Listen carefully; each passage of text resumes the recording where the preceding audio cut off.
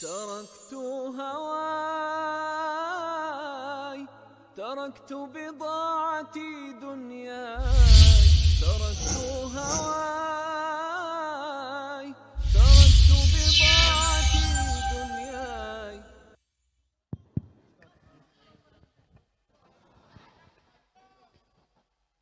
Assalamualaikum warahmatullahi wabarakatuh. Alhamdulillah, alhamdulillahil qawiyyi sultanuh, al-wadihil burhanuh, al-mabsut fil wujud karamuhu wa ihsanuh. Allahumma salli wa sallim wa barik wa karrim wa azzim ala nuril anwar wa sirril asrar wa tiryakil akhyar wa miftahi babil yasar sayyidina wa maulana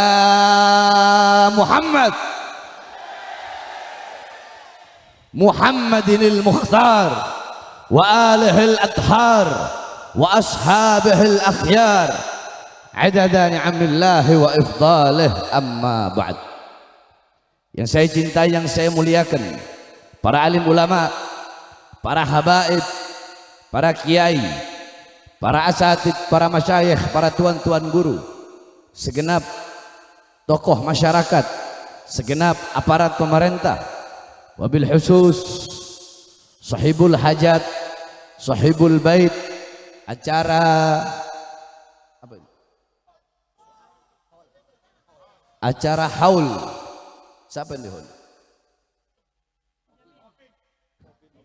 Acara haul Bapak Tobin bin Jamin. Berarti yang bikin haul anaknya. Yang bikin haul anaknya. Yang saya cintai, yang saya muliakan, seluruh hadirin hadirat, bapak-bapak, ibu-ibu, khususnya para pemuda-pemudi umat baginda Nabi besar Muhammad yang selalu dimuliakan oleh Allah Subhanahu wa taala. Saudara-saudara sekalian yang dimuliakan oleh Allah, kita duduk di ini majelis dalam rangka haul, yakni ini menunjukkan haul itu sebenarnya ada dua. Yang pertama, saya maknakan haul dulu. Haul itu maknanya tiga. Yang pertama, haul itu bisa diartikan sekeliling atau sekitar. Allazi barakna haulahu, yang kami berkahi sekitarnya, sekelilingnya. Yang kedua, haul maknanya bisa yakni upaya, daya, kekuatan. La haula wala quwwata. Tidak ada daya, tidak ada upaya. Nah, haul yang ketiga maknanya 1 tahun. Berarti setiap perputaran 1 tahun itu namanya haul. Nah, haul itu pun ada dua. Yang pertama, ada haul yang rutin dilaksanakan setiap tahun, yaitu haulnya para aulia, haulnya para wali, haulnya para ulama, haulnya orang-orang soleh. Contoh, kita mulai dari Jakarta. Di Jakarta ada haul Habib Ali bin Abdurrahman al-Habsyi Kuitang, ada haul Habib Salim bin Ahmad bin Jindan, ada haul Habib Ali bin Husain al-Attas, ada haul Habib Husain bin Abu Bakar al-Idrus Keramat luar Batang. Di Bogor ada haul Habib Abdullah bin Muhsin al-Attas Keramat Empang. Di Sukabumi ada haul gurunya para kiai-kiai Jawa Barat, yaitu al-alim billah, al-arif billah, al-habib Syekh al-Attas. Kemudian di daerah Jawa Tengah, di Tegal ada haul Haddad. Kemudian ada haul Pekalongan. Kemudian ada haul Habib Ahmad Tempel di Jogja. Di Banten ada haul Syekh Nawawi Al-Bantani. Kemudian ada haul Syekh Fatah di daerah Garut. Kemudian ada lagi haul Mbah Mangli di Jawa Tengah. Ada haul Mbah Mangli, ada haul Mbah Kiai Misbah. Kemudian di Jawa Timur ada haul Al-Habib Abu Bakar bin Muhammad As-Segaf Gresik. Ada haul Habib Saleh bin Muhsin Al-Hamid Tanggul. ada hall Habib Syekh Bafagi Botopote, ada hall Sunan Ampel, ada hall Habib Hadi bin Abdullah Al-Haddar Banyuwangi, ada hall Habib Saleh bin Muhsin Al-Hamid Tanggul di Madura, ada hall Kiai Khalil Bangkalan, kemudian hall para kiai, para masyayikh, para habaib sampai ke Bali, sampai di Sulawesi tempat kami, ada hall guru tua Habib Idrus bin Salim Al-Jufri, ada hall Imam Bonjol, di semua hall para aulia, hall orang-orang soleh. Nah ini haul yang pertama. Haul yang pertama ini adalah diadakan acara haul setiap tahun orang soleh, para wali, para aulia, agar kita yang duduk di majelis haul mendapatkan istifadah, ibrah, mendapatkan manfaat, mendapatkan pelajaran, agar kita menjadikan beliau-beliau yang dihauli, yaitu para aulia, orang-orang soleh, sebagai teladan kita, uswah kita, gutwah kita dalam kehidupan kita sehari-hari. Zikrus solihin kafaroh, mengingat orang-orang soleh, mengenang orang-orang soleh, itu adalah kafaroh, tebusan bagi dosa-dosa kita. Karena adat istiadat kita ahlus sunnah wal jamaah itu pasti diadakan acara-acara haul. Nah itu yang pertama. Yang kedua, ada haul yang dimana haul ini bukan dia dibilang orang soleh, bukan dibilang ulama, bukan dibilang wali, bukan, dia hanya orang biasa, akan tetapi dia meninggalkan anak-anak yang soleh dan soleha, sehingga dia mengundang setiap tahunnya, dia mengundang orang-orang untuk datang. Untuk apa? Untuk merayakan haul orang tua yang telah meninggal dunia. Dibacakan tahlil di situ, dibacakan yasin, dibacakan tahmid, takbir, tahmid, tamjid, salawat, yang dimana semuanya diniatkan untuk almarhum kedua orang tuanya. Dihadirkan para dai-dai, para ulama berkumpul, para ustadz, para kiai, para habaib berkumpul, umat berkumpul, terjalin silaturahmi, makan bersama-sama, semuanya ada di sini, saudara-saudara. Semua ibadah berkumpul di sini, menyambung tali silaturahmi. Makan bersama-sama, kita semua mendapatkan pahala sunnah. Di sini dibacakan yasin, dibacakan tahlil, tahmid, tasbih, takbir, tamjid, salawat, dihadiahkan untuk orang tuanya. Sampai-sampai satu, kita membaca la ilaha illallah. La ilaha illallah hisni. Faman gala la ilaha illallah dakhala hisni. Faman dakhala hisni faqad amana min adabi. Dalam ayat dalam hadis qudsi Allah berfirman, la ilaha illallah itu adalah benteng pertahananku. Barang siapa yang membaca la ilaha illallah, maka dia telah masuk ke dalam benteng pertahananku. Barang siapa yang masuk ke dalam benteng pertahananku, maka dia akan aman dari azab dan siksaku. Tadi kita membaca la ilaha illallah, kita niatkan untuk almarhum yang dihauli, maka almarhum akan aman dari azab dan siksa Allah Subhanahu wa ta'ala.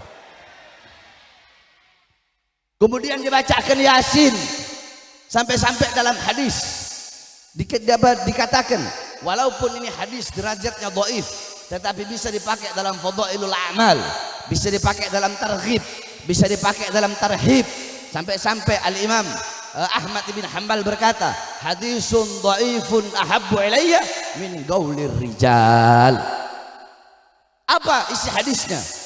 Yakni man qara'a yasin, barang siapa orang yang membaca yasin, maka Allah persiapkan kelak di akhirat sebuah istana yang temboknya terbuat dari emas putih, tanahnya terbuat dari kasturi. Dalam istana tersebut terdapat 99 kamar.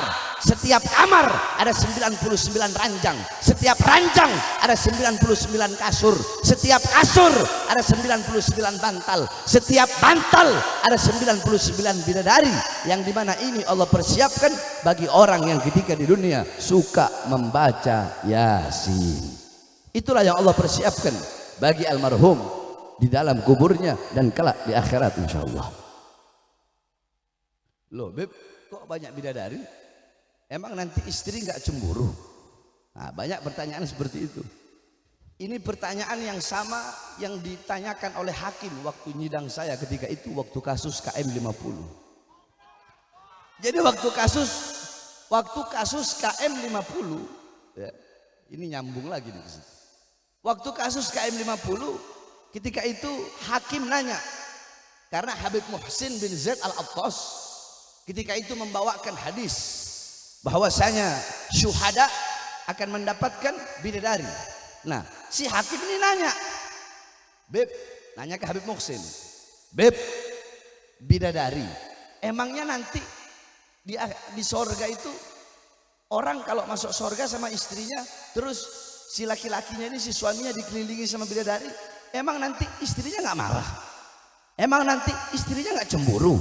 Pertanyaannya masuk akal. Masuk akal nggak? Masuk akal. Kata Habib Muhsin apa? Oh, kalau itu Habib Bahar aja yang jawab. Saya lagi tiduran di ujung sana, nggak tahu pertanyaannya apa. Dia bangun saya. Siap, ya yang mulia. Habib Bahar, saya mau tanya, emang nanti di akhirat di sorga kalau ada bidadari, emang kalau suami istrinya nggak cemburu? Langsung saya jawab, yang mulia, di sorga itu, sorga tidak ada perkara, tidak ada sesuatu, tidak ada hal apapun, sesuatu apapun, perkara apapun yang bisa memutuskan kenikmatan. Tidak ada ngeludah, tidak ada mengedipkan mata. Di sorga nggak ada kencing, nggak ada buang air besar. Saya tanya yang mulia, cemburu itu memutuskan kenikmatan nggak? Kata majelis hakimnya, ya memutuskan kenikmatan. Berarti tidak ada rasa cemburu di sorga. Nah, paham? Saya jelaskan ini jadi biar paham. Jadi kalau nanti kan banyak orang biasanya berpikir kan seperti itu. Lu nanti kalau banyak bidadari gimana istri kita cemburu? Tidak ada. Tidak ada rasa cemburu di sorga. Karena cemburu itu memutuskan kenikmatan. Sedangkan di sorga tidak ada perkara-perkara yang memutuskan kenikmatan. Kemudian tadi dibacakan sholawat. Iya kan, sholawatan kan tadi diniatkan untuk almarhum. Qala Rasul sallallahu alaihi wasallam, man shalla alayya salatan wahidatan sallallahu alaihi biha asyra. Ini hadis ma'ruf, semua sudah tahu bahwasanya Rasulullah bersabda, barang siapa yang bersolawat kepadaku 1 kali, maka Allah akan bersolawat kepadanya 10 kali. Solawat dari Allah adalah rahmat. Ingat, solawat dari Allah adalah rahmat. Solawat dari malaikat adalah maghfirah. Malaikat memintakan ampunan. Solawat dari umat itu adalah doa. Berarti kalau satu orang yang bersolawat, 1 solawat, maka berarti Allah memberikan dia 10 rahmat. Jangankan 10 rahmat, 1 rahmat saja bisa mengampuni seluruh dosa makhluk, maka bagaimana dengan 10 rahmat, saudara-saudara?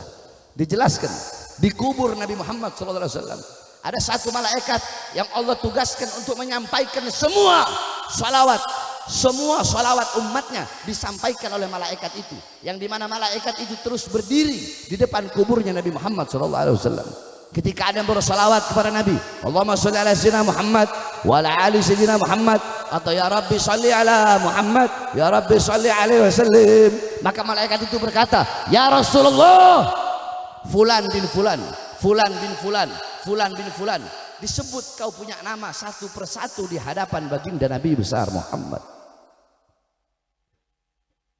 Ya Rasulullah, ini yang punya acara ya Rasulullah, dia bikin acara haul abahnya. Mereka umat yang berkumpul bersalawat kepadamu ya Rasulullah. Apa kata Rasulullah? Bawa salawat mereka menghadap Allah Subhanahu wa ta'ala. Dibawa salawat kalian tadi, dibawa sama itu malaikat di hadapan Allah. Kemudian malaikat itu berkata, ya Allah, fulan bin fulan, fulan bin fulan, disebut kau punya nama satu persatu di hadapan Allah Subhanahu wa ta'ala. Si fulan bikin acara haul, orang tuanya, umat berkumpul, mereka bersolawat, dihadiahkan untuk orang tuanya ya Allah. Apa kata Allah? Akan aku ciptakan dari setiap satu huruf dari satu salawat yang mereka baca, akan aku ciptakan 460 malaikat, 360 malaikat. Satu huruf, ya Rabbi sholli ala Muhammad, ya 1 huruf, alif 1 huruf, ra 1 huruf, ba 1 huruf, ya 1 huruf. Ya Rabbi udah 5 huruf. Dari setiap 1 huruf aku ciptakan 360 malaikat yang memiliki 360 kepala, setiap kepala memiliki 360 wajah, setiap wajah memiliki 360 mulut, setiap mulut memiliki 360 lidah, setiap lidah akan memohonkan ampun atas dosa-dosa orang yang bersolawat atau dosa-dosa orang yang dihadiahi solawat. Sampai hari kiamat malaikat itu tidak akan berhenti untuk meminta ampun atas dosa orang yang bersolawat atau orang yang dihadiahi pahala solawat. Berarti kita yang duduk di sini menjadi saksi. Saksi apa? Menjadi saksi bahwasanya anak-anak yang ditinggalkan oleh almarhum adalah anak-anak yang soleh. Anak-anak yang soleha. Kenapa? Karena mereka yang menjadi perantara. Duduk di sini kita baca tahlil, kita dapat pahala. Ngundang kita, yang dimana pahalanya dihadiahkan untuk orang tuanya, kita dapat juga, mereka dapat juga, yang dihauli juga dapat pahalanya. Sampai-sampai jangankan bacaan Al-Quran yang dibaca di zaman Nabi Isa alaihissalam, ketika itu Nabi Isa alaihissalam, Nabi Isa sedang lewat. Ketika Nabi Isa lewat, ada samping kubur. Nabi Isa mendengar di dalam kubur tersebut ada suara jeritan, ada suara teriakan, ada suara siksaan. Nabi Isa pergi. Ketika Nabi Isa pulang, lewat lagi dari tempat tersebut, sudah tidak ada siksaan, sudah tidak ada teriakan. Nabi Isa bertanya, "Ya Allah, tadi aku lewat di sini, ada teriakan, ada jeritan, ada siksaan. Tapi ketika aku pulang, tidak ada teriakan, tidak ada siksaan. Ada apa ini ya Allah?" Apa kata Allah? "Wahai Isa, ketahuilah penghuni kubur tersebut adalah orang fasik, orang yang suka berbuat dosa, orang yang suka berbuat maksiat. Makanya aku siksa dia, makanya aku azab dia. Akan tetapi dia memiliki anak di rumah yang tadi ketika engkau lewat, anaknya sedang membaca Injil.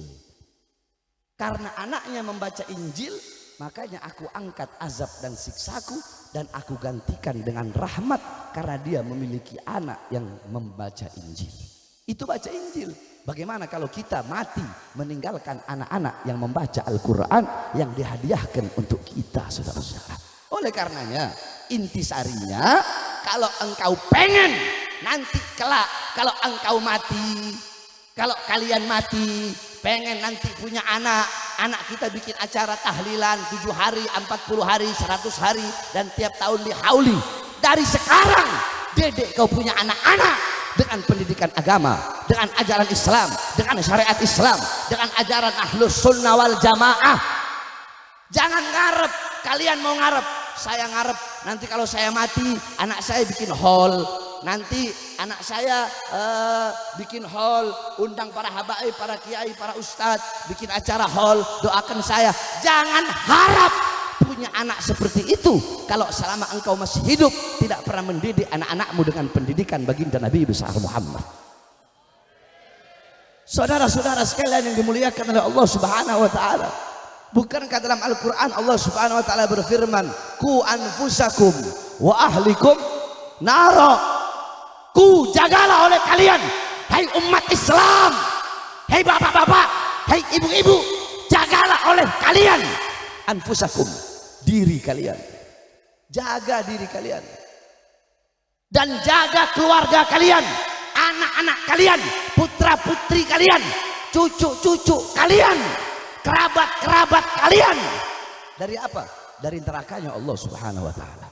Nah, dalam kitab tafsir Ma'alimut Tanzil Imam Baghawi, Jami'ul Bayan Al-Imam Ibnu Jarir At-Tabari, Madarikut Tanzil Al-Imam An-Nasafi, Tafsir Ad-Durrul Manthur, Tafsirul Ma'thur Al-Imam As-Suyuti, kemudian Tafsir Kabir Fakhruddin Ar-Razi, kemudian dalam tafsir-tafsir yang lainnya juga kebanyakan dikatakan apa maksudnya menyelamatkan diri dan menyelamatkan keluarga dari api neraka. Maksudnya alimuhum wa adibuhum ad-din. Ajari mereka, didik mereka dengan pendidikan agama. Itulah cara menyelamatkan diri kita dan keluarga anak-anak kita dari api nerakanya Allah Subhanahu wa taala. Jadi kalau kita pengen punya anak-anak yang soleh dan soleha, kita harus menjadi suami yang soleh. Istri kita harus menjadi istri yang soleh. Sebab ku anfusakum, Allah mendahulukan jagalah diri kalian dulu. Jaga diri kalian, yakni berarti didik dirimu dulu. Saya tanya, apakah bisa orang buta mau menuntun orang buta yang lain? Bisa nggak? Bisa nggak? Makanya kenapa Allah bilang anfusakum dulu, baru ahlikum. Jadi jadilah kalian orang yang nggak buta, melek, baru anak-anak kalian yang buta kalian tuntun, kalian menjadi penuntun, kalian menjadi penunjuk jalannya, paham nggak? Nah kalau kau bodoh, kalau kau tolol, kalau kau nggak ngerti agama, kalau kau penjahat, kalau kau biadab, bagaimana kau bisa kau mendidik kau punya anak-anak, saudara-saudara?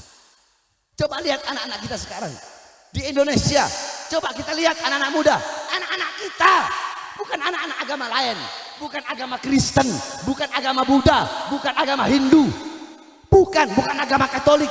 Yang paling banyak bermaksiat, yang paling banyak berzina, yang paling banyak melacur, yang paling banyak jadi koruptor, yang paling banyak jadi penjahat, yang paling banyak jadi biadab, abna'ul muslimin, putra putri Islam. Kenapa? Karena kita sebagai orang tua lalai di dalam mendidik anak-anak kita dengan pendidikan Nabi Muhammad. Ayo ngaku kalian lalai apa tidak? Lalai apa tidak? Iya, kita ngaku aja. Ibu-ibu, kalian adalah muallimah, madrasatul ula, muaddibah, mudarrisah. Ibu-ibu, kalian adalah guru pertama, madrasah pertama, ustadz pertama, pondok pesantren pertama, kiai pertama, pengajar pertama bagi putra putri adalah seorang ibu. Baik buruknya anak tergantung daripada ibunya, baik buruknya ibu sebagai istri tergantung daripada suaminya sebagai seorang laki. Nah ini namanya fudul. Tahu fudul? Fudul satu orang nengok ke kiri, semua orang ikut tengok ke kiri. Sering nggak begitu? Kalau mau ngaji sama saya itu harus khusyuk. Saya bukan tontonan, bukan. Saya bukan tontonan. Saya nggak kayak Ustadz Kiai Habib lain yang ceramah ngelawak, yang ceramah nggak ngasih ilmu, enggak. Saya datang jauh-jauh kemari untuk ngasih ilmu sama kalian. Jadi kalian harus menghormati ilmu, harus memuliakan ilmu. Mau bom atom yang jatuh, nggak usah kanan kiri, lihat kemari kalau mau dapat ilmu. Paham? Paham? Sebab ini kebiasaan buruk, fudul. Fudul kan begitu. Satu orang nih semua langsung mencari tahu apa, beda apa? Iya kan? Ah, kebiasaan seperti itu tinggalkan. Itu namanya fudul. Apa namanya? Apa namanya? Mau siapapun yang ada di sini, ya, mau ada orang di situ mati, udah 2 orang aja bawa ke belakang sana. Tetap kalian dengarkan di sini ilmu agama. Betul? Betul. Saya tanya, kalau nggak khusyuk saya pulang. Siap khusyuk? Siap khusyuk? Siap memuliakan ilmu? Siap mengutamakan ilmu? Pernah dengar nggak? Waktu saya lagi ceramah ada yang ngobrol, saya tinggalin. Pernah dengar nggak di video? Pernah kan? Itu saya ceramah di Tangerang. Saya udah bilang, malam ini saya ada 9 tempat. Tolong jangan ada yang ribut, saya nggak lama, cuma 15 menit. Diam. Kalau ada yang ngomong saya pulang. 1, 2, 3 orang ngomong, saya masih maafin, saya lanjut ceramah. 2 orang, 3 orang ngomong, saya masih maafin, saya lanjut ceramah. Ketiga kali yang ngomong, wassalamualaikum warahmatullahi wabarakatuh, saya pulang. Ada langsung yang bilang, oh Habib Bahar ngambekan, Habib Bahar baperan. Bukan, itu takriman wa tasyrifan wa ta'ziman lil ilm. Itu untuk memuliakan, untuk mengutamakan ilmu. Biar kalian hormat sama ilmu, biar kalian punya rasa hormat sama ilmu. Emang kalian pikir ini dangdutan? Kalian duduk di sini mau ngaji apa enggak? Mau dapat ilmu apa enggak? Yang khusyuk. Sampai mana tadi saya? Sampai mana tadi? Iya tahu fudul sebelumnya. Ibu-ibu, ibu-ibu dengarkan. Ibu-ibu, mana nggak ada suaranya ibu? Ibu-ibu, kalian adalah pendidik pertama, paham? Madrasah pertama, paham? Sekolah pertama, paham? Jadi ibarat kata kapal, ya, anak itu kapalnya, penumpang itu ibunya, nahkoda itu suaminya.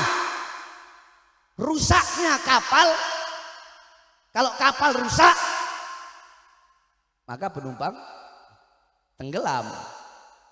Penumpang itu ibunya, kapal itu ibunya, penumpang itu anaknya. Jadi kalau kapalnya rusak, penumpangnya tenggelam. Rusak atau buruknya kapal, tenggelam atau tidaknya kapal, tergantung nahkoda. Siapa nahkoda? Suami. Ini saya lihat zaman sekarang ibu-ibu saya tanya, jawab yang keras. Jawab. Intan, permata, berlian, pese, apakah kalian taruh di luar rumah atau taruh dalam lemari? Oh, ibu-ibu jawab. Kenapa kok pesen nanti ditaruh di luar rumah? Ada apa? Takut hilang, takut dicuri orang, takut dirampok orang. Emas, intan, permata, berlian, uang kalian kunci rapat-rapat dalam lemari kalian. Tapi kenapa anak-anak perempuan kalian umbar seperti binatang?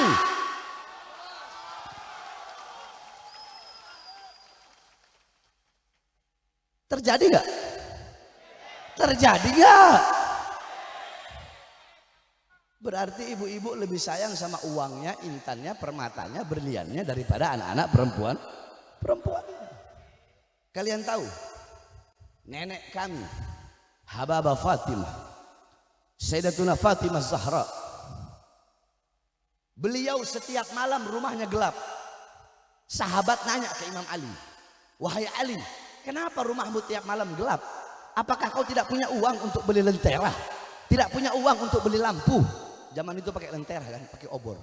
Kata Imam Ali, tidak, aku punya lentera, tapi sengaja aku matikan lentera rumahku ketika malam agar orang-orang yang lewat depan rumahku tidak bisa melihat sekalipun bayangan anak-anak perempuanku. Coba bayangin, bayangan anak perempuannya nggak rela dilihat, saudara-saudara. Kita sapi maghrib belum balik dicari, kambing ayam maghrib belum balik dicari, anak perempuan 2 hari 2 malam nggak balik kita biarkan. Itu kita orang tua zaman sekarang, itu ibu-ibu. Nah sekarang kalian bapak-bapak, kalian pagi, siang, sore, malam sibuk cari uang, iya kan? Cari nafkah kan? Untuk memberi apa? Untuk ngasih makan, iya kan? Ngakan anak bini, bebini boleh, bebini boleh apa? Ngasih makan bini sama anak, iya kan? Kalian pergi pagi, ya, kalian di luar keringetan cari nafkah untuk memberi makan jasmani anak-anak kalian, putra putri kalian, istri kalian, tapi kalian lupa memberi makan jiwa dan hati anak-anak kalian. Apakah kalian pikir kewajiban kalian sebagai orang tua cuma ngasih makan anak istri? Udah, itu aja kewajiban sebagai suami, sebagai bapak. Kalau kewajiban kalian sebagai suami, sebagai bapak cuma ngasih makan anak istri doang, apa bedanya sama binatang? Saya tanya, burung, kalian sama burung duluan mana bangunnya cari makan buat anaknya? Duluan? Tikus sama kalian duluan siapa bangunnya? Tikus keluar nyari makan buat apa? Buat ngasih makan anak-anak.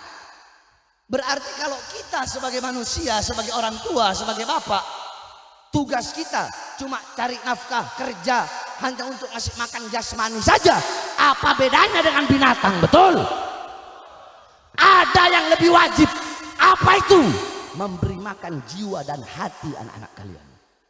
Makanya jangan heran kenapa anak-anak kalian kalau cium tangan di pipi, ya kan? Cium tangan di dahi. Padahal harusnya cium tangan bukan di mulut, bukan, di bawah hidung. Dihirup.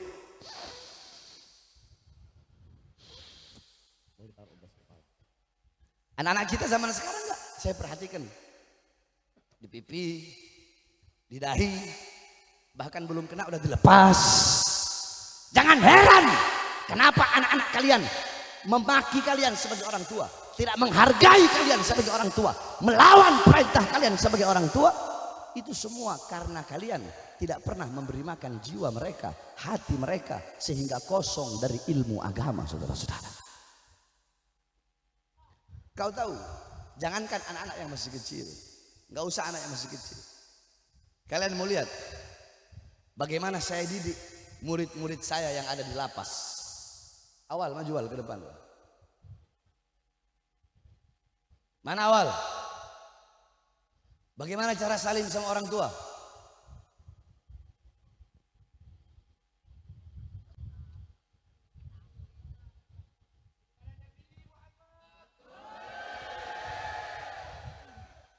Ente pegang ini Wal. Ente jalan dari situ kemari. Kasih itu air ke guru ente atau orang tua ente. Taruh. Ketika selesai ente taruh, ente mau pulang, ente mau balik lagi, bagaimana cara ente balik? Berani nggak ente membalikkan badan kepada orang tua dan guru ente? Lihat, bajingan, preman, bandar narkoba, pembunuh, mereka bisa kami didik dengan pendidikan agama. Masa kita sebagai orang tua nggak bisa ngedidik anak-anak kita, saudara-saudara? Awal di lapas ada berapa anak-anak? 1.400 napi, semua seperti tadi. Akhlaknya, adabnya, sopan santunnya. Mereka hafal 180 hadis. Mereka tahu hukum-hukum fikih. Makanya kita yang di luar ngelihat orang bertato, ngelihat preman, ngelihat bajingan, jangan langsung sok merasa diri kita lebih mulia dari mereka.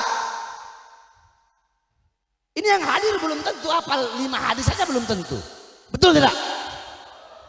Itu di lapas anak-anak hafal 180 hadis. Semua tergantung kita bagaimana kita mendidiknya. Apalagi kita sebagai orang tua. Kalau kalian pengen punya anak yang soleh-soleha, yang nantinya bakal bikin acara seperti ini untuk kalian, pahalanya mengalir sampai hari kiamat. Idza mata ibnu Adam idqata amaluhu illa min thalatha sadaqatin jariyah al ilmu yantafa'u bih wa waladun salih yad'ulah. Apabila manusia wafat, manusia meninggal, terputus semua amal-amalnya. Kita masih hidup sholat, dalam kubur bisa sholat. Kita masih hidup puasa, dalam kubur bisa puasa. Berarti terputus. Nah, ada 3 amal yang tidak akan pernah terputus kalau 3 amal ini kita tinggalkan ketika kita masih hidup. Salah satunya apa? Anak yang soleh yang mendoakan kedua orang tuanya. Sebab kenapa? Saudara-saudara, penghuni kubur, kalian mau tahu? Penghuni kubur itu mereka butuh makanan. Penghuni kubur butuh. Cuma bedanya kalau kita makannya nasi, kalau mereka makanannya adalah doa yang dikirimkan oleh orang-orang yang masih hidup. Makanya saya heran kalau ada orang Wahabi. Tahu Wahabi? Tahu nggak Wahabi? Di Madura ada Wahabi. Banyak orang Madura jadi Wahabi. Ada. Aduh, setahu saya Madura ini aswaja semua. Oh, ada Wahabinya Madura? Ada. Wahabi yang suka bilang maulid bid'ah, tahlil bid'ah, baca Fatihah ke orang yang sudah meninggal bid'ah, ziarah kubur bid'ah, haul bid'ah, wa kullu bid'atun dolalah. wa kullu dhalalatin finnar. Ada yang begitu. Dulu pernah ada satu orang Wahabi ngomong begini, mana ada doa orang yang hidup itu sampai ke orang yang mati, nggak mungkin, kata dia begitu. Saya kalau mau jawab pakai dalil kelamaan. Saya bilang, bapak kamu masih ada? Udah meninggal, Beb. Oh, ya Allah ya Rabb, hancurkan bapaknya dia, azab bapaknya dia, siksa bapaknya di dalam kubur ya Allah. Marah dia, Beb, Habib kau doanya buruk begitu ke bapak saya. Berarti kau percaya doa itu sampai. Sebab dia marah. Kalau dia nggak marah, kalau dia nggak percaya doa itu nggak sampai, ngapain harus marah? Betul. Doa itu sampai karena makanannya penghuni kubur itu doa. Makanya dalam satu riwayat diceritakan dulu, yakni ada seorang alim bermimpi, dia sedang berada di alam kubur. Ketika ada orang lewat di kubur tersebut, membaca Al-Fatihah ila arwahil muslimina wal muslimat wal mu'minina wal mu'minat, Allahumma ighfir lahum warhamhum wa'afihim wa'fu anhum bisirril Fatihah. Itu semua penghuni kubur berebutan. Berebutan apa? Berebutan Fatihah. Karena Fatihah makanan mereka, doa itu makanan mereka. Ada satu penghuni kubur yang tidak pernah berebut. Ini orang alim tanya, kamu kenapa kok nggak mau berebut seperti mereka? Apa kata ini orang ahli kubur? Ngapain saya harus berebut? Orang saya punya anak, tiap hari anak saya bacakan saya Fatihah. Tiap hari saya punya makanan sendiri, tidak seperti mereka yang mereka tidak punya anak yang membacakan Fatihah untuk mereka. Akhirnya beberapa saat kemudian, beberapa minggu, beberapa bulan kemudian, ini orang alim mimpi lagi. Mimpi yang sama. Cuma bedanya ketika ada Fatihah, si orang tadi yang punya anak yang selalu baca Fatihah ikut berebutan. Kalau mimpi yang pertama nggak ikut, mimpi yang kedua ikut berebutan. Dia tanya, kok sekarang kamu berebut?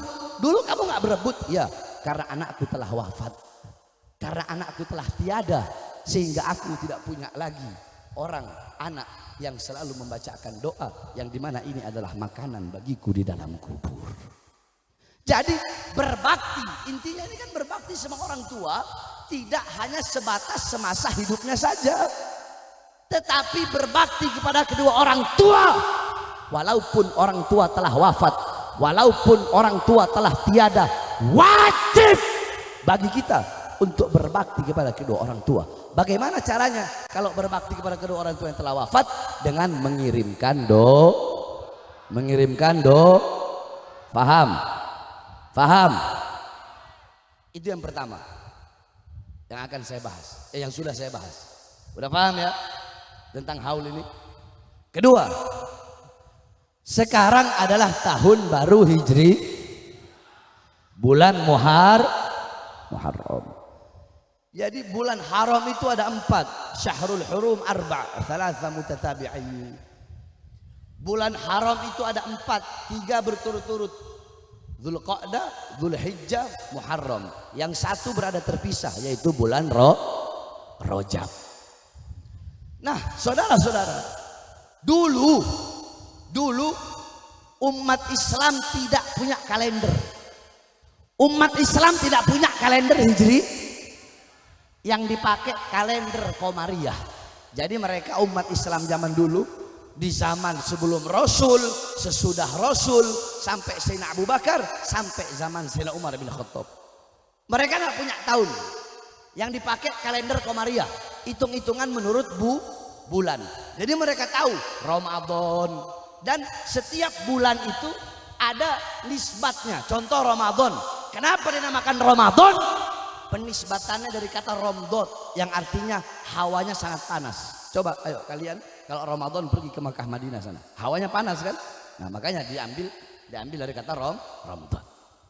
Kemudian apalagi Syawal, bulan Syawal itu penisbatannya diambil dari kata syalat an-naqatu bidzanabiha. Onta perempuan mengangkat ekornya sebagai tanda gak mau kawin.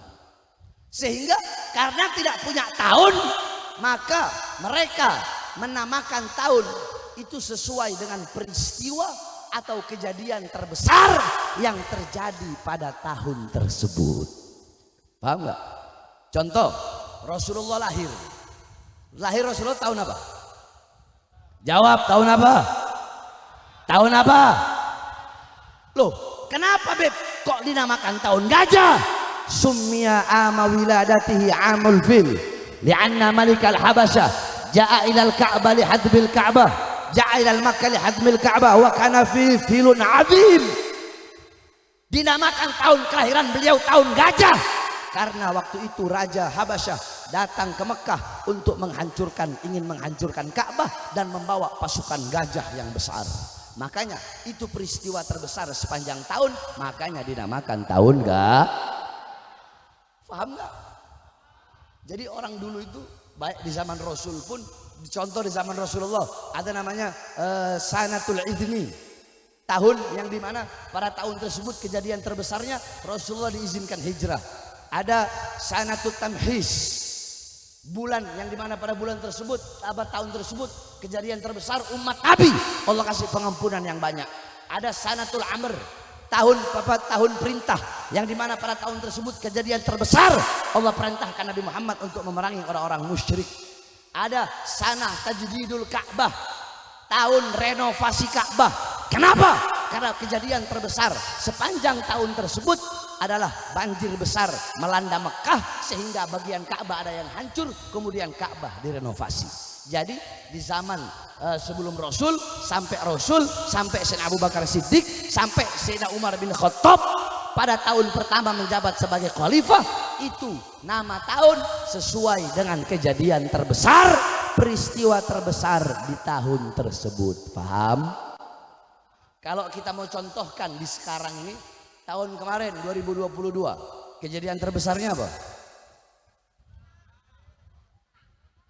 Kok corona? Sambo.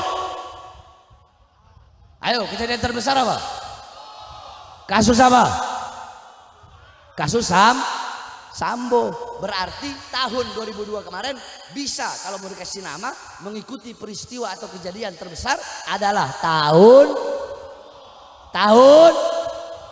2023. Kejadian terbesar apa?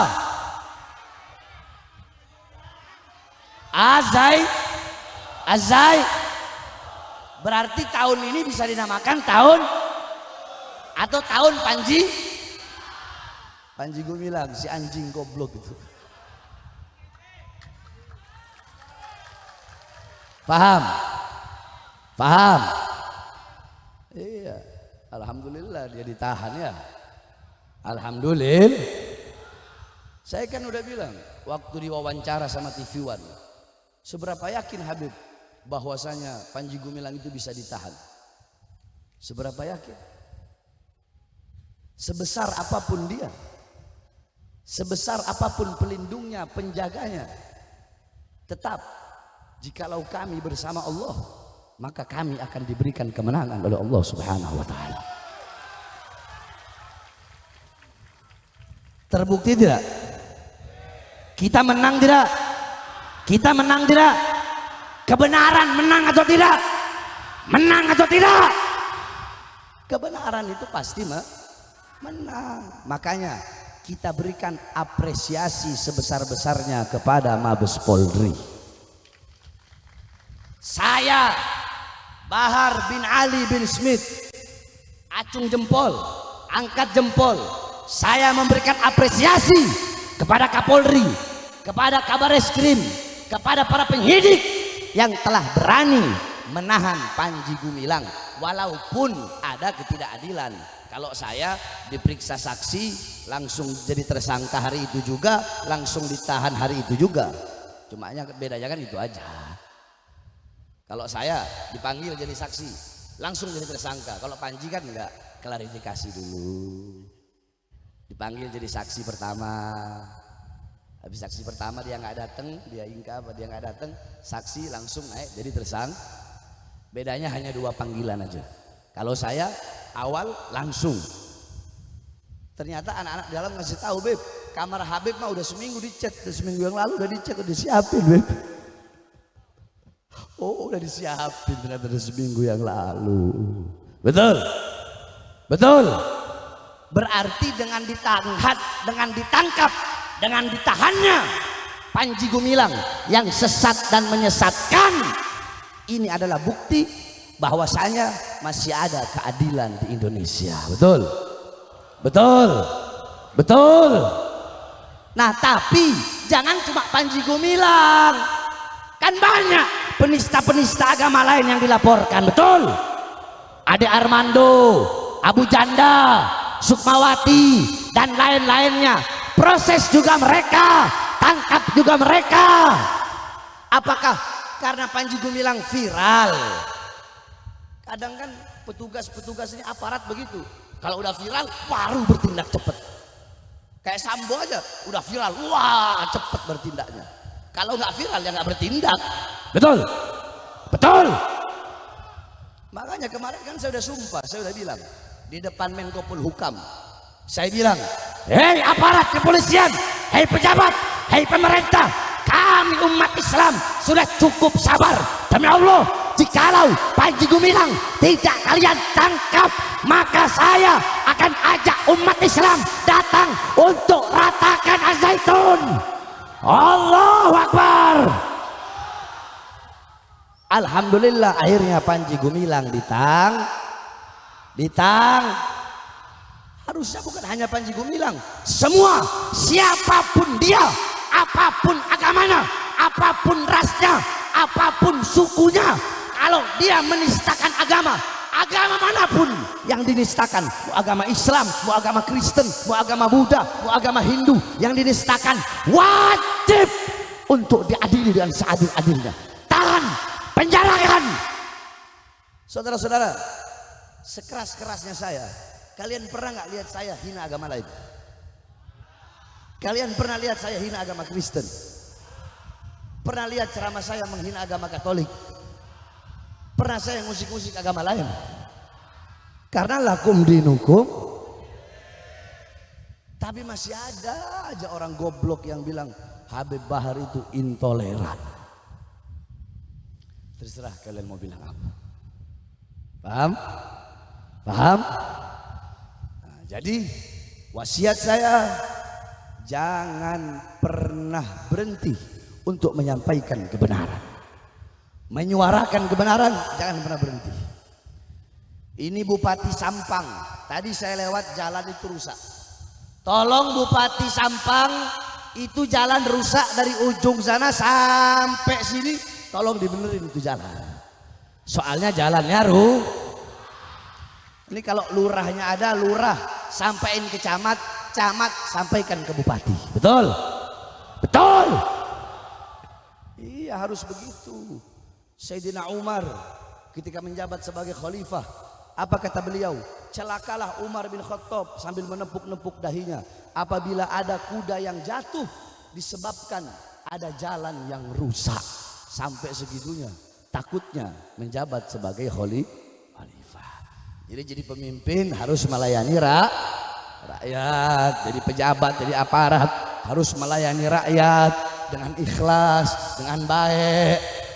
Jangan jadi pejabat petentang-petenteng, saya jenderal. Kenapa kalau kau jenderal? Kenapa? Kau pikir saya takut? Saya jenderal, saya presiden, saya menteri ini, saya menteri itu. Haram jada, kau berbuat kezaliman, kau menyengsarakan rakyat, saya makan kau, siapapun kau. Nggak ada urusan, saudara-saudara.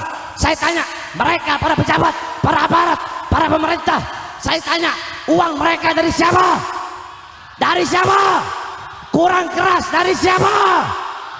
Mobil dinas mereka dari siapa? Rumah dinas mereka dari siapa?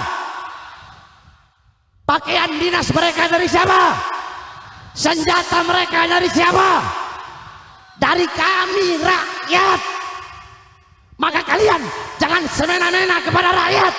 Indonesia bukan milik partai PDI, bukan milik partai PKB, bukan milik partai Gerindra, bukan milik partai PAN, bukan milik partai Demokrat, bukan milik partai P3, bukan milik partai Nasdem, bukan milik partai manapun, tetapi Indonesia milik kita, bangsa dan rakyat Indonesia. Allahu Akbar. Hidup rakyat, hidup rakyat, hidup rakyat. Makanya jadi pejabat harus melayani itu aja pesan saya satu sama Bupati apa ini Sampang, camat apa nih, kecamatan apa? Ketapang. Kalian tuh jangan takut-takut, ngomong pergi sana ke kecamatannya. Ngomong, woi Pak Camat ini jalan rusak. Uang kemana? Bikin di jalan. Betul. Karena untuk kebutuhan kebutuhan masyarakat. Bagaimana kalau ada ibu-ibu umur 70 tahun naik situ, naik motor jatuh nyemplung, apa nggak mati? Siapa yang tanggung jawab coba? Paham? Mudah-mudahan nanti 3 hari lagi langsung dibangun jalan itu. Tapi bupatinya Masya Allah di Sampang. Hah? Saya tanya masyarakat Sampang, bupatinya Masya Allah. Masya Allah. Cinta ulama, cinta habaib, cinta kiai. Benerin semua jalan-jalan di pelosok-pelosok Sampang. Udah itu aja. Hah? Apa? Hah? Hah?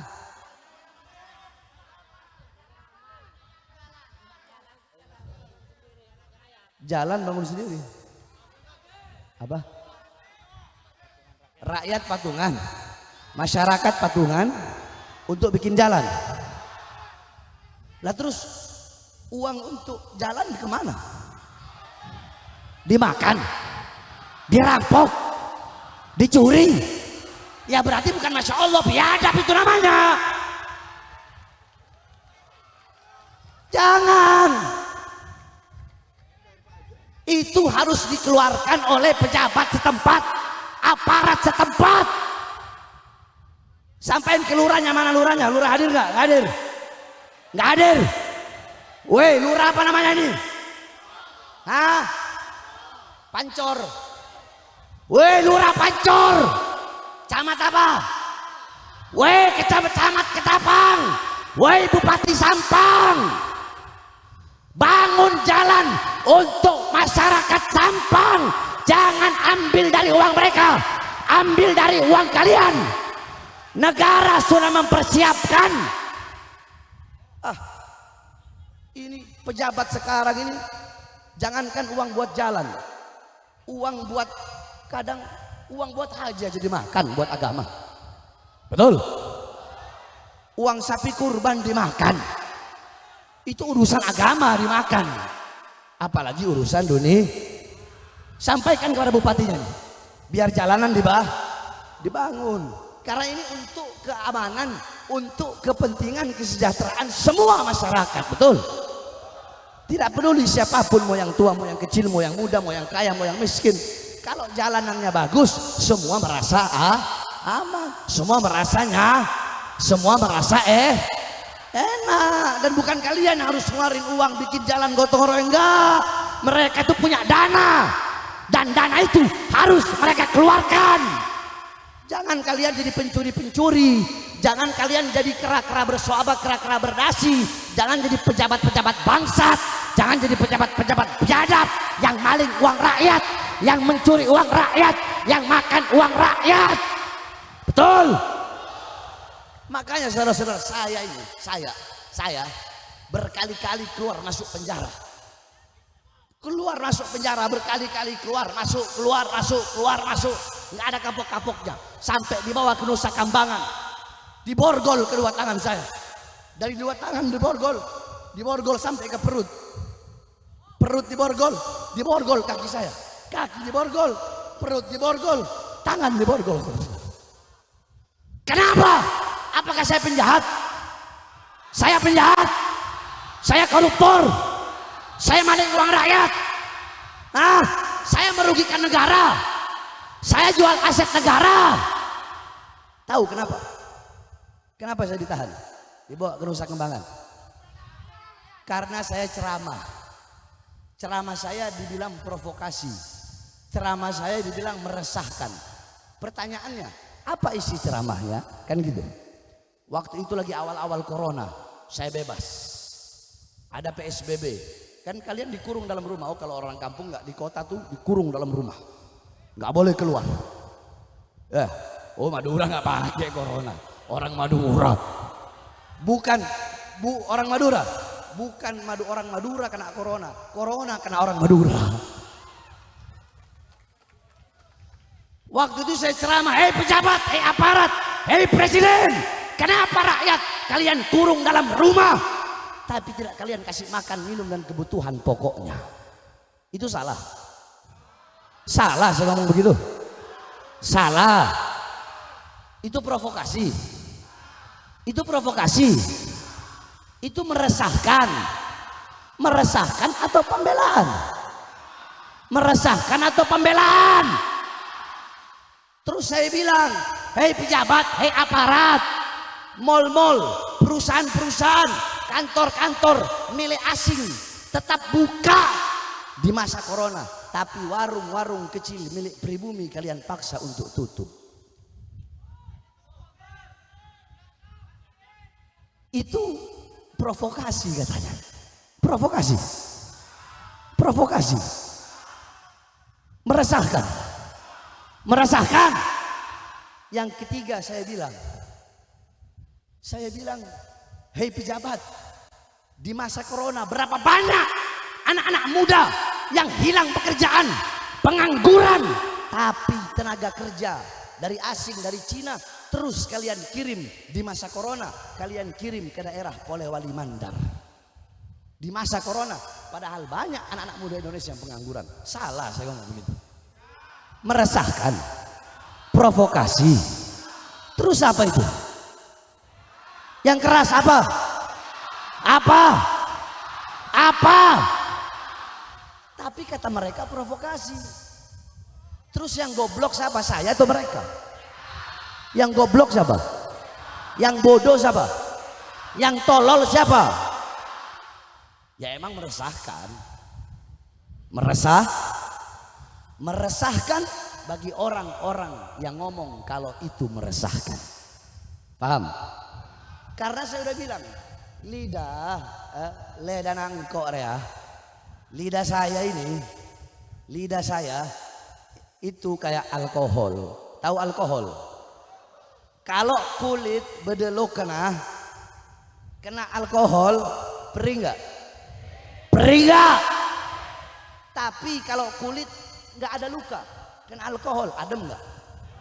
Adem nggak? Nah begitu juga. Kalau ada pejabat, pemerintah, ustadz, kiai, habib, dai, siapapun yang merasa sakit hati dengan ceramah saya, berarti di hatinya ada makanya sakit dia. Bagaimana caranya? Bahar bin Smith harus masuk penjara. Betul? Kalau pejabatnya lurus, ustadznya lurus, kiainya lurus, habibnya lurus, ya nggak akan ada masalah. Adem-adem aja, betul? Karena yang saya bela rakyat. Saya bukan penjahat. Yang saya bela rakyat yang susah, rakyat yang kelaparan, rakyat yang menderita, rakyat yang ditipu, rakyat yang diberi janji-janji palsu. Makanya saya bersumpah demi rakyat, demi bangsa, demi negara, demi Indonesia, jangankan hanya penjara, nyawa saya, jiwa saya, darah saya murah harganya untuk tumpah, saudara-saudara. Allahu Akbar, Allahu Akbar, Allahu Akbar. Paham? Terakhir,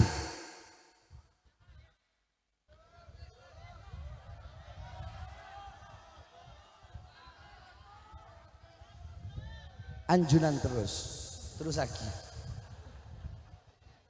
Abdi sakit, anak lagi sakit, demam, lagi meriang, cuma anak paksain, ya. Jadi mohon maaf. Terakhir, saya mau nanya, jawab ya. Saya mau tanya, jawab ya. Jawab yang keras ya. Di Madura, khususnya di Sampang, khususnya di Kecamatan Ketapang ini,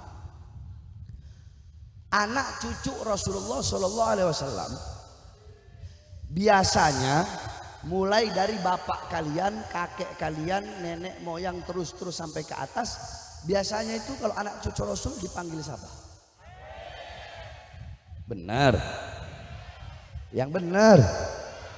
Dipanggil siapa? Dipanggil siapa? Yang benar. Benar. Dari zaman bapak. Dari zaman bapak. Dari zaman kakek. Dipanggil siapa? Benar. Benar. Oke. Berarti udah menjadi uruf. Udah menjadi uruf. Uruf itu adat istiadat yang baik. Sama seperti kiai, lorah, ya kan? Ya. Kalau di Lombok tuan guru, di Aceh tuan guru. Ya, di Jawa Timur, Jawa Tengah Gus, ya.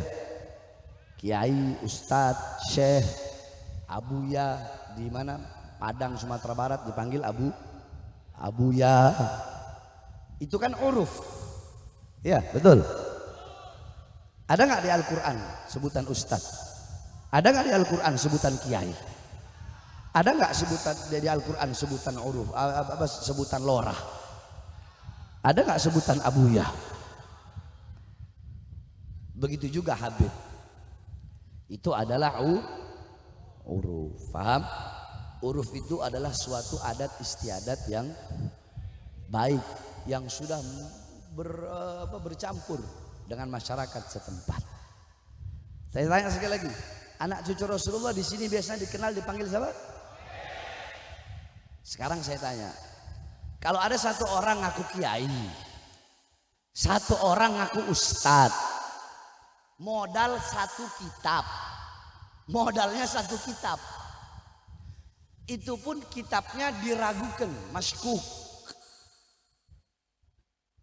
Modal satu kitab alasannya tesis ilmiah.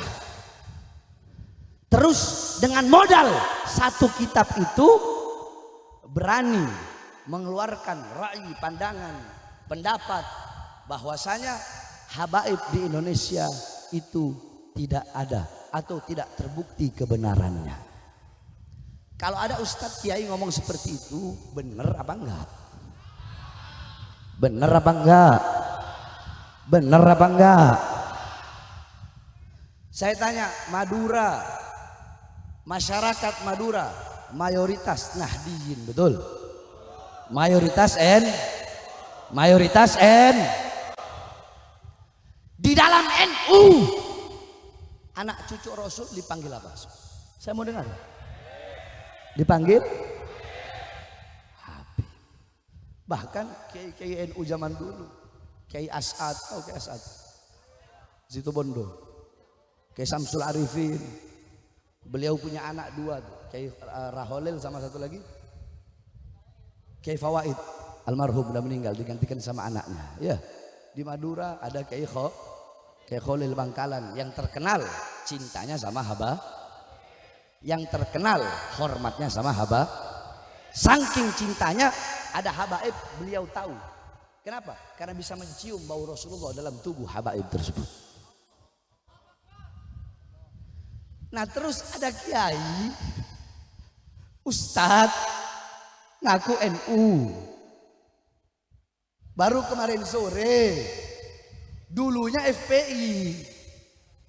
Tapi karena nyalon bupati nggak direstui sama ketua FPI, akhirnya loncat. Terus dulu cinta sama habaib. Dulu kita harus mencintai para habaib. Kita harus mencintai anak cucu Rasulullah. Sekarang beda. Kalau orang seperti itu konsisten tidak? Pendapat orang yang seperti itu bisa dipegang atau tidak? Bisa dipegang atau tidak? Dalam ilmu hadis. Ini ilmu hadis nih ya. Perawi hadis, kalau ada kucing, ini kucing, tahu kucing? Dia main-mainin begini. Contoh ngasih ikan, ditarik lagi, kayak dimain-mainin gitu. Ditarik lagi, itu kucing mau makan, dia tarik tuh ikan. Orang yang begitu tuh, main-mainin kucing begitu, tidak bisa menjadi perawi hadis, saking hati-hatinya. Paham gak? Apalagi orang yang mencela-mencela begini. Dulu mengakui adanya habaib, dulu cinta habaib. Terus sekarang menafikan habaib. Belajar di mana? Digorong-gorong belajarnya. Hah? Betul? Betul? Saya tanya, orang Madura terpengaruh tidak? Orang Madura terpengaruh tidak? Terpengaruh apa tidak? Kiai-kiai zaman dulu cintanya sama habaib luar biasa, betul. Nah ini orang-orang seperti ini mau memecah belah antara habaib dan kiai, mau memecah belah antara umat penghasut, pengiri, dengki, pengadu domba. Ini orang-orang begini nih yang suka ngadu domba umat Islam. Habaib sama kiai mau dibentuk.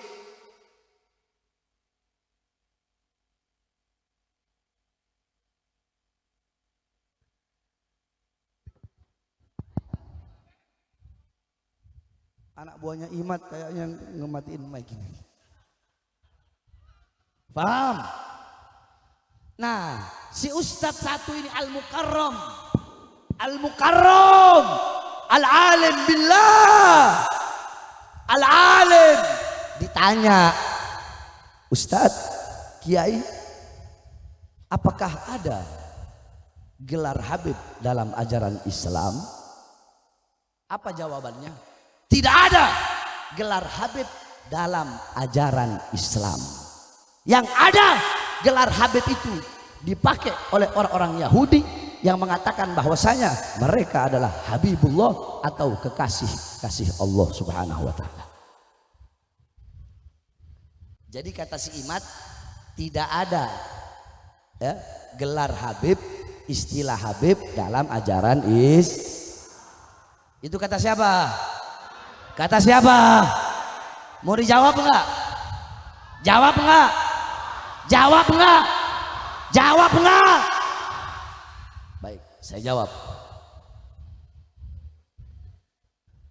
Dalam Al-Quran Allah Subhanahu wa taala banyak sekali berfirman. Innallaha yuhibbut tawwabin, innallaha yuhibbul mutatahhirin, innallaha yuhibbul muttaqin, innallaha yuhibbul kata. Allah mencintai orang yang bertaubat. Allah mencintai orang yang bertaubat. Allah mencintai orang yang baik. Allah mencintai orang yang sabar. Allah mencintai banyak dalam Al-Quran. Yuhib. Banyak gak? Banyak gak? Habib itu isim musyabah, yakni tadullu ala thubut minal hub. Itu kalau dalam ilmu alatnya. Jadi Habib itu adalah sebuah kata yang menunjukkan kepada perasaan cinta, ketetapan hub, thubut, ketetapan cinta dulu ala thubut minal hub, menunjukkan ketetapan daripada cinta. Berarti orang yang mencintai dan dicintai, al-muhib wal mahbub fahuwal habib. Yang mencintai dan dicintai maka dia adalah Kita ngomong lafat dulu, lafat secara lafat. Lihat aja kitabnya Ibn Mandur, Lisanul Arab, atau dalam kitab Mu'jamul Ma'ani. Kau buka tuh kitab situ. Di situ dijelaskan kok rinci dalam kitab tersebut. Itu yang pertama. Yang kedua, ada satu hadis riwayat Jabir bin Abdullah dalam kitabnya Al-Imam Ibn Asakir. Ya, dalam kitabnya Al-Imam Ibn Asakir ada satu hadis yang dimana dalam hadis tersebut qala Rasul sallallahu alaihi wasallam habata alayya Jibril faqala Jibril ya Muhammad innallaha yukri'uka salam faqala ya habibi inni kasautu wajha Yusuf binuril kursi wa kasautu wajhika binuril arsy. Nabi Muhammad bersabda, turun kepadaku Jibril, datang kepadaku Jibril dan berkata, wahai Muhammad, Allah mengucapkan salam kepadamu dan Allah berkata, ya habibi, wahai kekasihku, ya Habib. Allah menyebut Nabi Muhammad dengan sebutan apa? Dengan sebutan apa? Dengan sebutan apa? Dengan sebutan apa? Coba kalian bayangkan, Allah sebut Nabi Muhammad dengan sebutan Kok bisa ada orang ngaku kiai, ngaku ustadz, ngomong Habib tidak ada dalam ajaran Islam? Hah? Pantas disebut ustadz? Pantas? Pantas disebut kiai? Pantas? Ayo jawab. Masa kalau mau benci sama Habib jangan sampai segitunya dong. Bener? Silahkan benci sama kita orang, tapi jangan sampai ngomong tidak ada Habib dalam ajaran Islam. Lah terus kita kalau marhabanan, ya Nabi salam, ya Rasul salam, ya Habib.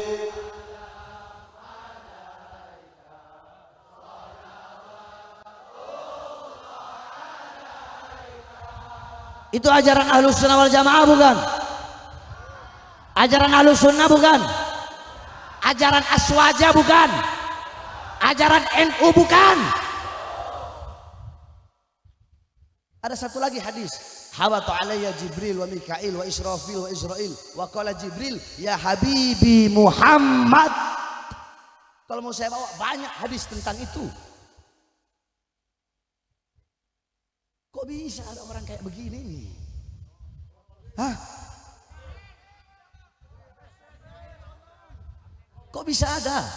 Udah begitu pas datang ke Madura, kiai-kiai Madura hadir lagi, dengarkan ini orang seperti ini modelnya. Saya berani berkata, hei Imat, engkau bilang bahwasanya gelar Habib, istilah Habib tidak ada dalam ajaran Islam, maka jangan sampai lidah kotormu menyebut Nabi Muhammad dengan sebutan Habibullah. Jangan sampai kau punya lidah kotor itu ngomong Nabi Muhammad sebagai Habibullah. Sebab semua Nabi punya gelar, betul? Mizmarullah, Daud Mizmarullah, Ibrahim Khalilullah, Isa Ruhullah, Musa Kalimullah, Muhammad.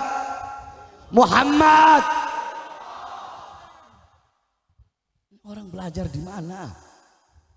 Terus ditanya lagi, Kiai, bagaimana kalau bagaimana hukumnya seseorang yang dipanggil Habib? Apa jawabnya? Kalau dengan dia dipanggil Habib bisa membuat dia sombong, yatafakhar bil ansab, membanggakan nasabnya, maka hukumnya haram.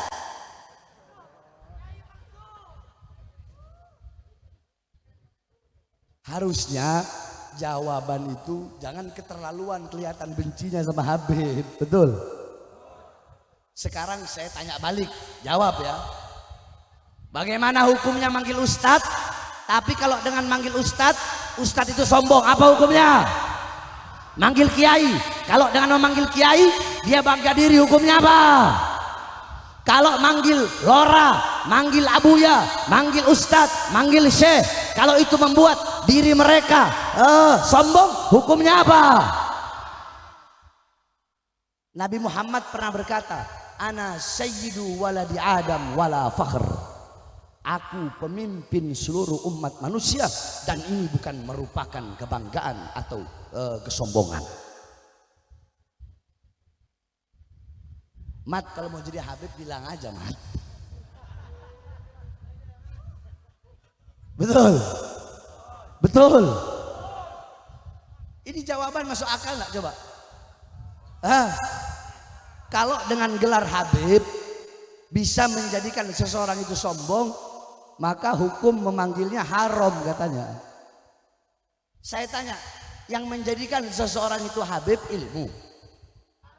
ilmu, harta, kekayaan, wajah Arab, hidung mancung, terus apa? Kalau dia punya nasab yang bersambung sampai kepada Rasulullah, berarti dia adalah Habib, Sayyid atau Syarif. Walaupun dia kecil dipanggil apa? Masih muda dipanggil apa? Iya, Habib kan sama aja. Masih muda dipanggil apa? Udah tua dipanggil apa? Ada Habib bodoh dipanggil apa? Bodoh. Bodoh. Tetap dipanggil. Ada kiai gila. Kiai gila. Langsung telanjang gila gitu. Dipanggil apa? Dipanggil apa? Ada Habib gila. Telanjang. Contoh saya, tahu-tahu jadi gila gitu saya. Telanjang. Dan saya dipanggil Bahar apa dipanggil Habib? Kenapa? Karena bid'ah. Darah dah. Imam Ghazali udah bilang, Imam Nawawi udah bilang, Imam Ibnu Hajar Al-Haytami udah bilang, Syekh Abil Hasan As-Sindi udah bilang, la uadiluhu syai'.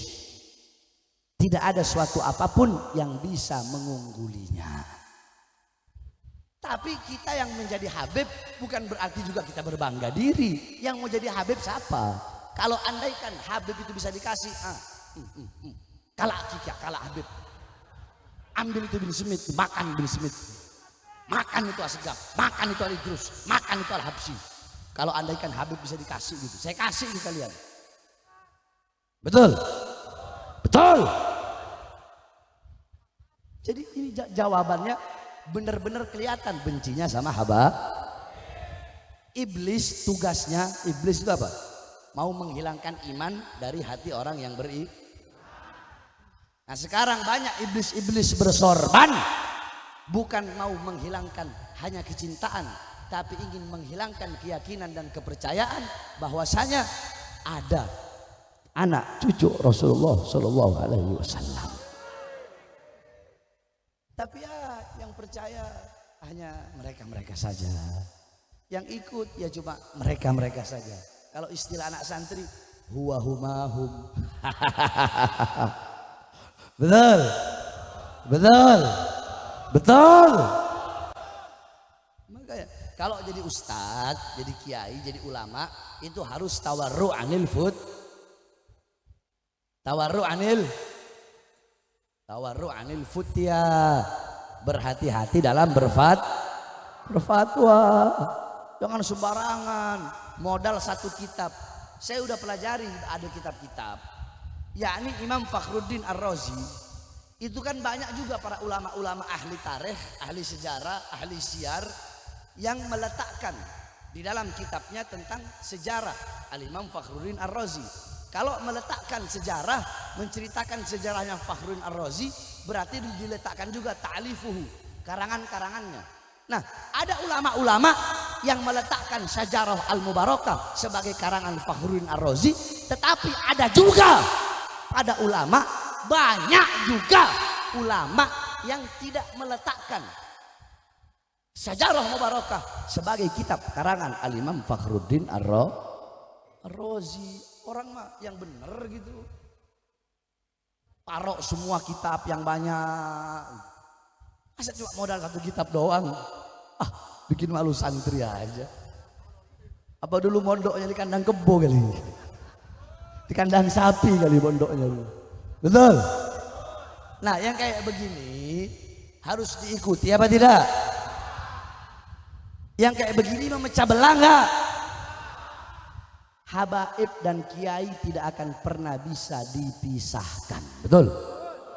Betul? Habaib dan kiai sampai mati tidak akan pernah bisa dipisahkan. Betul? Terus sekarang mau dibikin ini, mau dibikin pecah belah. Pribumi sama imigran Yaman. Wah. Jadi habaib itu katanya imigran Yaman. Mereka nggak tahu kalau dalam tubuh saya ada darah pribumi. Saya punya ibu bukan syarifah. Saya punya nenek dari apa? Saya punya kakek, ya, itu nikah sama perempuan Bugis. Hitung, satu, Bugis. Terus yang kedua dari abah, Habib Man, ya, jadi Ali bin Abdurrahman bin Alwi bin Abdurrahman. Nah Habib Abdurrahman ini nikah sama anaknya Raja Sanger. Raja Sanger Mangan itu. Berarti udah Udah wah, sangir. Nah, Habib Alwi dari anaknya Raja Sangir ini punya anak Habib Abdurrahman.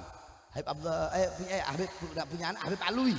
Habib Alwi nikah sama Habibah Fatmah Basalamah. Punya anak Habib Man. Habib Man nikah sama orang Ternate. Berarti dari Abah udah berapa? Udah berapa? 3. Sekarang ibu saya. Ibu saya 1 darah suku Bajo. Tahu Bajo? Di Sumeneb itu banyak suku Bajo. Tahu suku Bajo? Kalian kalau pergi ke Sumeneb ada pulau yang dekat Telango itu dekat Podei. Ada pulau itu suku Bajo semua itu. Suku yang hidupnya di tengah laut. Itu suku Itu saya punya ibu. Bajo, Buton, Flores, neneknya ibu saya Flores, dan Minahasa. Dari ibu ada dari ayah ada total berapa? Total berapa? 7. Oh, pribumi-pribumian. Ayo kita berpribumi-pribumian. Saya pinggirin dulu Habibnya. Jangan pecah belah umat. Betul. Betul.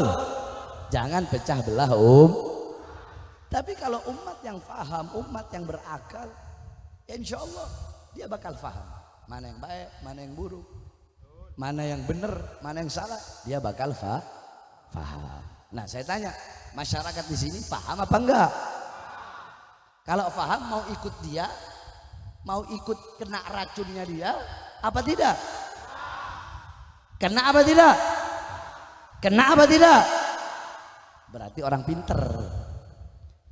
Berarti orang sebab banyak orang-orang pinter juga kena. Orang-orang pinter juga kena. Wali Songo sekarang dibikin jalurnya ke Musa Al-Kazim. Padahal udah jelas Wali Songo itu dari Sayyid Abdul Malik Azamat Khan bin Alwi Amul Fagih. Ini udah jelas. Habib Lutfi bin Yahya Pekalongan pernah menjelaskan nasab Wali Songo yang nyambung ke Amul Fagih. Ustadz Agil Sirot pernah ngebahas nasab Wali Songo yang nyambung sampai ke Amul Fagih. Lah ini kok sekarang mau dilencengkan, mau dibikin ke Musa Al-Kazim sama Al-Hasani.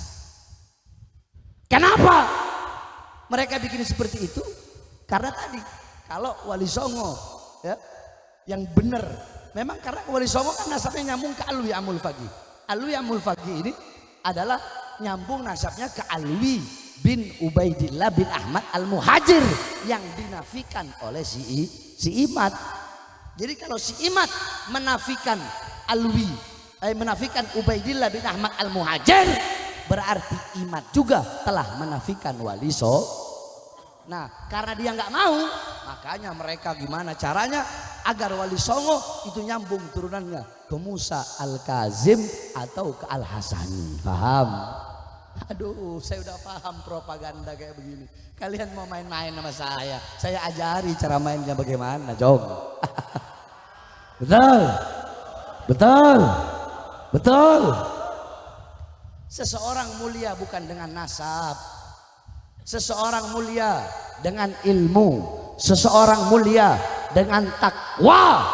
Tapi tidak dipungkiri juga bahwasanya nasab juga bisa menjadikan seseorang itu menjadi mulia. Saya bangga. Saya tanya, kalian suku Madura, bangga nggak jadi orang Madura? Bangga nggak? Bangga nggak? Semua suku kan mereka punya kebanggaan masing-masing. Masih, iya kan? Saya bangga jadi suku ini, saya bangga jadi suku ini. Nah terus habaib nggak boleh gitu bangga jadi cucunya Rasul. Kalau kalian jadi cucunya Raholil Kekholil Bangkalan, bangga nggak? Bangga nggak? Punya kakek wali, bangga nggak? Punya kakek ulama besar, bangga nggak? Nah terus masa iya habaib nggak boleh bangga jadi anak cucu Rasulullah? Betul? Berarti orang yang nggak suka berarti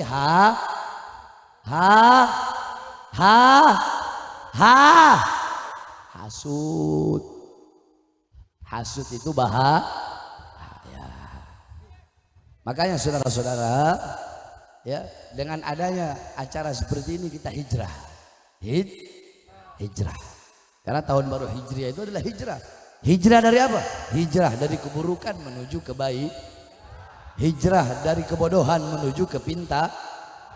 Biar nggak bisa dibodoh-bodohi, betul? Apalagi sekarang ini mau pemilu, awas. Ini masyarakat gampang dibodoh-bodohin. Ya, Mak Banteng udah pakai jilbab. Tahu Mak Banteng? Siapa? Awas, ditangkap kalian nanti. Ditangkap kalian. Mak Banteng siapa Mak Banteng? Megawati. Anaknya siapa nama anaknya? Nama anaknya siapa? Kalau udah mau pemilu begini biasanya pakai apa? Pakai Jadi jilbab dibikin kayak warung, buka tutup, buka tutup, buka tutup, buka tutup. Ya, yang nggak pernah pakai peci pakai, yang nggak pernah aku ke masjid datang ke yang nggak pernah datang ke kiai datang ke kiai. Saya berjanji akan memakmurkan rakyat. Saya berjanji akan mensejahterakan rakyat. Saya berjanji akan menegakkan keadilan seadil-adilnya. Saya berjanji akan membuat rakyat sejahtera, makmur, sentosa. Tetapi setelah jadi, yang makmur bukan rakyat, yang sejahtera bukan rakyat, yang makmur orang-orang asing, yang sejahtera orang-orang asing. Kita rakyat Indonesia menjadi budak di negara kita sendiri, saudara-saudara. Betul. Betul. Ibu-ibu, saya tanya ibu-ibu, jawab yang keras. Ayo, sembako naik enggak? Naik enggak? Minyak naik enggak? BBM naik enggak? Enak enggak? Makanya hijrah, jangan mau dibodoh-bodoh. Hijrah dari bodoh menuju Habib juga harus hijrah dong. Dari ceramah keras menuju ceramah lembut. Aduh, saya ini orangnya nggak bisa munafik saya. Saya nggak bisa sok-sokan ceramah-ceramah lembut tapi punya hati yang keras. Mendingnya beginilah saya apa adanya, tapi saya punya kelembutan hati yang tidak bisa kalian lihat, saudara-saudara. Paham? Paham? Ayo sama-sama kita Beb, dosa saya banyak. Sebesar apapun dosa yang pernah engkau lakukan, ada yang lebih besar. Apa itu? Pintu pengampunan Allah lebih besar dari segala dosa-dosa yang pernah kita lakukan. Siap bertaubat, siap kembali kepada Allah, siap taat kepada Allah, siap patuh kepada Allah, siap ikut ulama, siap ikut kiai, siap ikut habaib. Allahu Akbar, Allahu Akbar. Terakhir sebelum saya tutup, saudara-saudara, saya ini lagi bangun pondok pesantren. Pondok pesantren saya gratis, haram jadah, saya terima bantuan dari pemerintah. Saya nggak mau, karena kalau saya terima bantuan nanti saya ceramahnya begini. Masya Allah, ini polisi baik, ini bupati, gubernur, oh ini presiden, Masya Allah mukanya polos, otaknya. Ayah nanti saya muji-muji pejabat.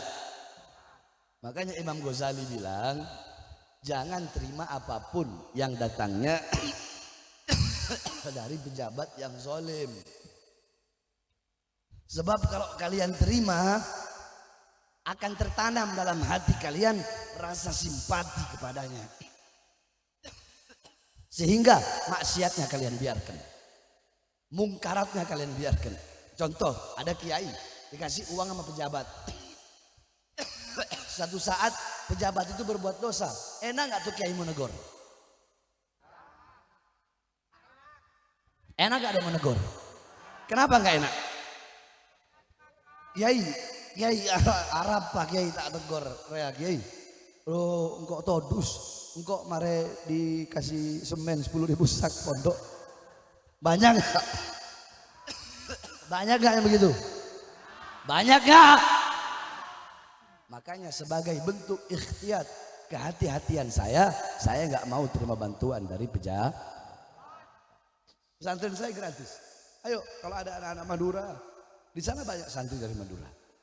Mau masuk gratis, nggak usah bayar. Kenapa saya bikin gratis? Karena saya ngelihat banyak pondok masuk 10 juta, 5 juta, 10 juta, 15 juta, 20 juta. Bagaimana orang-orang yang susah? Bagaimana anak-anak miskin, anak-anak fakir, anak-anak yatim?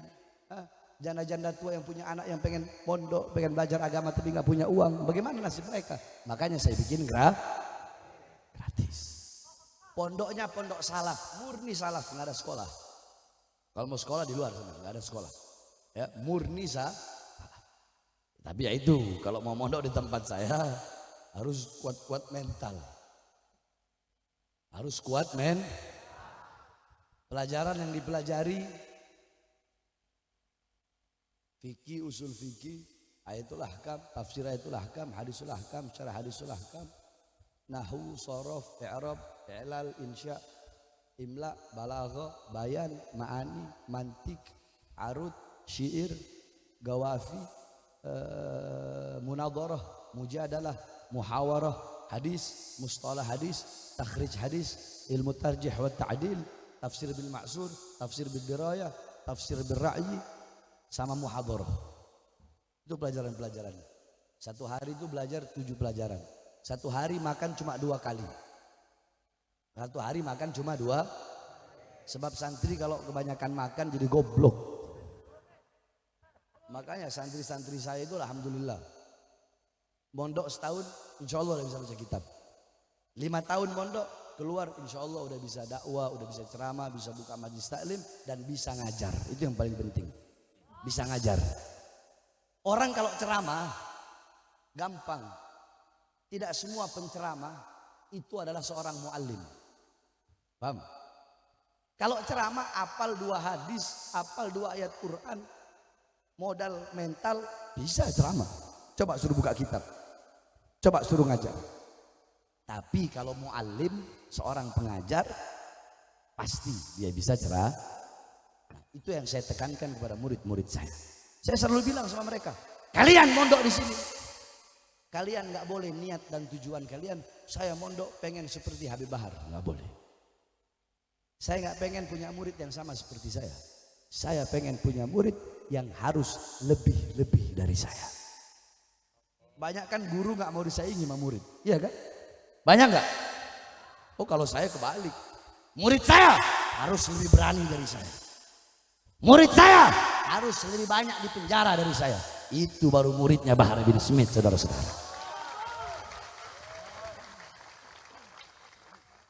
Makanya kalau ada anak-anak Madura yang mau masuk, datang. Ya, kecuali kitab. Kalau kitab beli, kitab gratis juga keenakan. Betul kau. Udah mondoknya gratis, belajar gratis, kitab mau gratis lagi. Gamis mau gratis lagi. Enak aja. Gak ada modal sama sekali. Hah? Paham? Ya. Jadi nanti biar di apa ini namanya? Ketapang ini banyak Bahar bin Smith. Jadi nggak perlu ngundang saya lagi. Capek saya balik Madura. Cukup 1 orang, 2 orang, 10 orang dari sini bawa ke tempat saya. Saya didik, pulang, udah mereka jadi Bahar bin Smith udah. Lebih dari Bahar bin Smith malah. Iya. Jadi nggak usah Bahar bin Smith yang datang ke Madura terus. Ini nanti tanggal 14 apa? Ke Madura lagi saya. Aduh. Beda berapa hari? Ini tanggal berapa? Tanggal 3. Tanggal 14 saya di Sumeneb. Balik lagi. Aduh. Kenapa orang Madura ini gak bosan-bosan? Kenapa harus saya tanya, kenapa? Hah? Banyak Habib lain, Cong. Habib lain banyak. Apa? Cinta. Kenapa? Kalau cinta itu ya nggak sebulan 3 kali juga datangnya. Kan kasihan daerah-daerah yang lain. Saya harus ke Aceh, ke Sumbar, Sumut, Sumsel, belum ke Sulawesi, belum ke daerah NTB, NTT, kan biar kebagian semua. Kalau Madura terus kasihan daerah-daerah yang lain. Makanya ntar nggak tahu nih bisa apa enggak nih tanggal 14 datang. Ya, makanya saya harapkan kepada seluruh bapak-bapak, ibu-ibu yang hadir pada malam hari ini, karena kami sedang pembangunan. Itu anak santri udah nggak muat tidur sampai di lapangan. Kami sedang bikin asrama. Karena kami tidak terima bantuan dari pemerintah, jadi dari umat untuk umat. Paham?